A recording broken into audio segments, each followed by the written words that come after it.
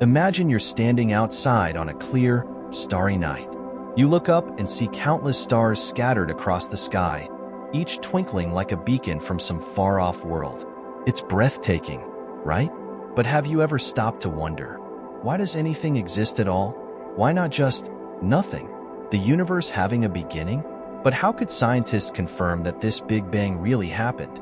How did this explosion give rise to the intricate universe we observe today? The deeper you think, the stranger it gets.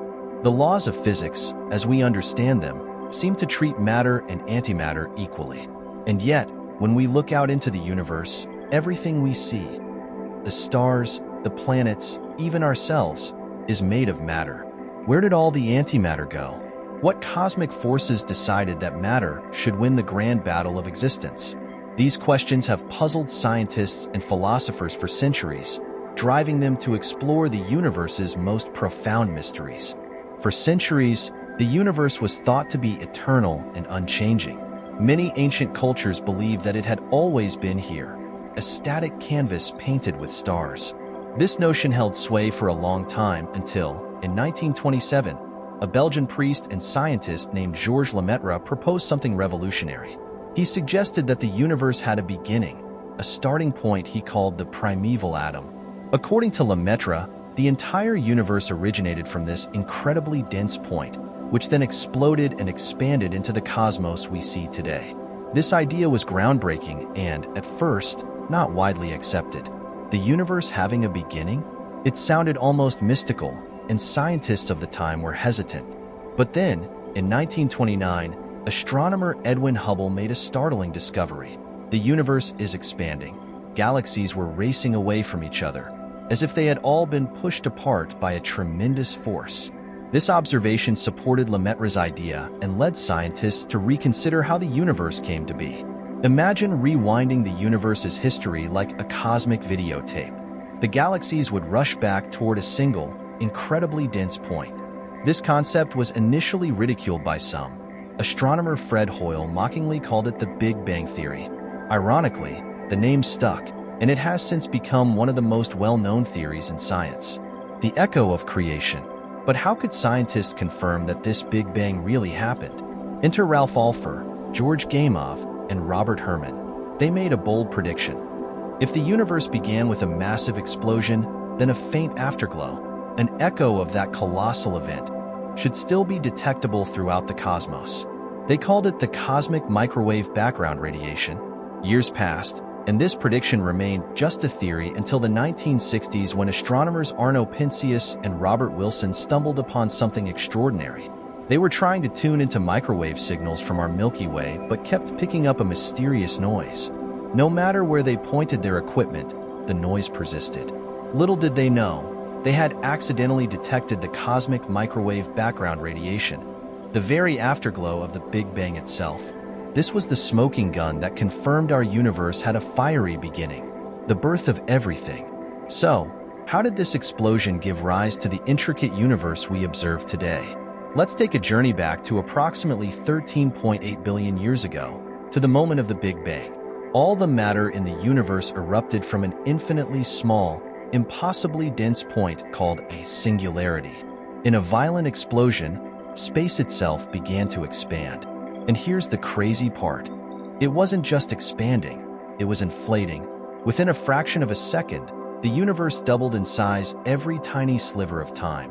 So fast that it's mind-boggling to imagine. During this initial phase, gravity and other fundamental forces of nature began to take shape. Energy condensed into particles, forming both matter and antimatter. But there was a twist. For reasons not yet fully understood, there was a tiny imbalance. For every billion particles of antimatter, there were 1,000,000,001 particles of matter. As matter and antimatter collided, they annihilated each other, releasing bursts of energy. But because there was just a bit more matter than antimatter, some of it survived. And this leftover matter would eventually form everything we know: stars, planets, galaxies, and even us. Within the first few seconds of this cosmic fireworks show, protons and neutrons formed. Shortly afterward, these particles began to fuse, creating the nuclei of hydrogen and helium. but it would take around 300,000 years before things cooled down enough for atoms to form. This cooling allowed nuclei to capture electrons, creating stable atoms of hydrogen and helium gas that filled the universe. The era of light had begun, as atoms could now release photons without being immediately absorbed. But the universe wasn't done evolving. About 380,000 years after the Big Bang, the cosmic microwave background radiation, the afterglow detected by Penzias and Wilson, began to spread throughout the cosmos. This light carried with it minuscule fluctuations in density, tiny ripples that were stretched to cosmic scales by the rapid expansion of the universe. These ripples would become the seeds for the formation of galaxies, stars, and all the cosmic structures we see today. The formation of cosmic structures. Now, let's fast forward a bit. Over millions of years, gravity worked its magic. It pulled together clouds of hydrogen and helium gas, compressing them until they ignited to form the first stars. These stars were like cosmic factories, fusing hydrogen into helium and other heavier elements in their fiery cores.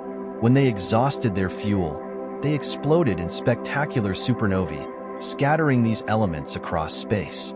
This debris gave rise to new generations of stars, and around some of these stars, planets began to form.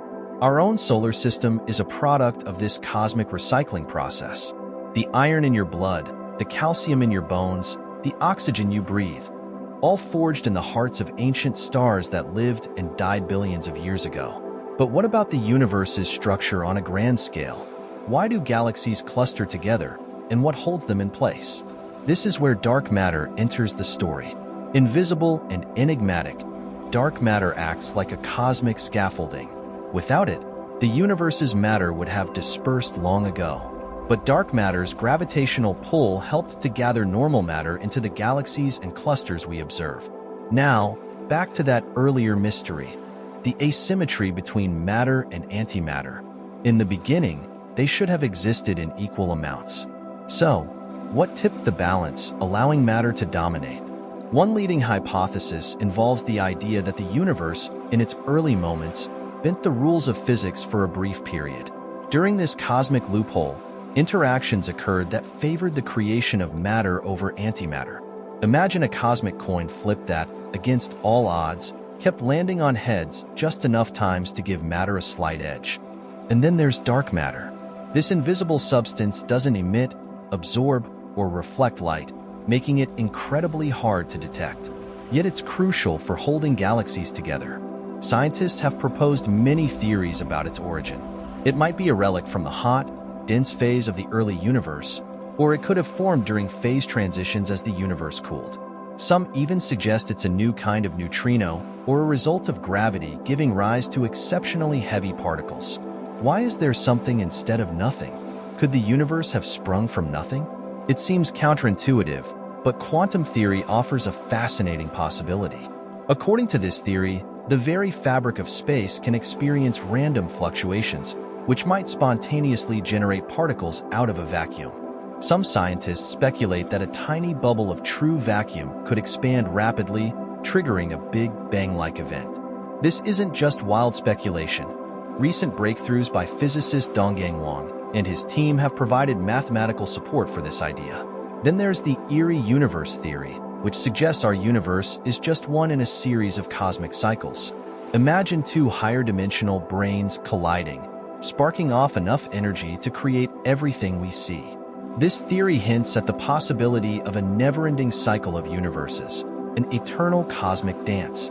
As we piece together the universe's story, we encounter profound questions that push the limits of our understanding. Dark matter, cosmic inflation, quantum fluctuations. Each offers tantalizing clues about how our universe came to be. Yet, they also reveal how much we still don't know. The very concept of nothingness challenges us. Can we ever truly grasp a state where space, time, and physical laws simply don't exist? Despite these mysteries, our exploration continues. Each discovery is a step toward understanding the cosmos's intricate tapestry, where chaos and order coexist to create the universe's wonders. It's a journey that not only expands our knowledge, but also reminds us of our place in the grand cosmic drama. So, as you look up at the stars tonight, Remember, we're all part of a story that began billions of years ago. A story of explosive beginnings, cosmic cycles, and the enduring mysteries of existence. Thanks for joining me on this journey through the universe's origins. If you're curious to dive deeper into these concepts, be sure to check out my next video on cosmic inflation, the rapid expansion that set the stage for everything. Until then, stay curious and keep exploring the wonders of the universe.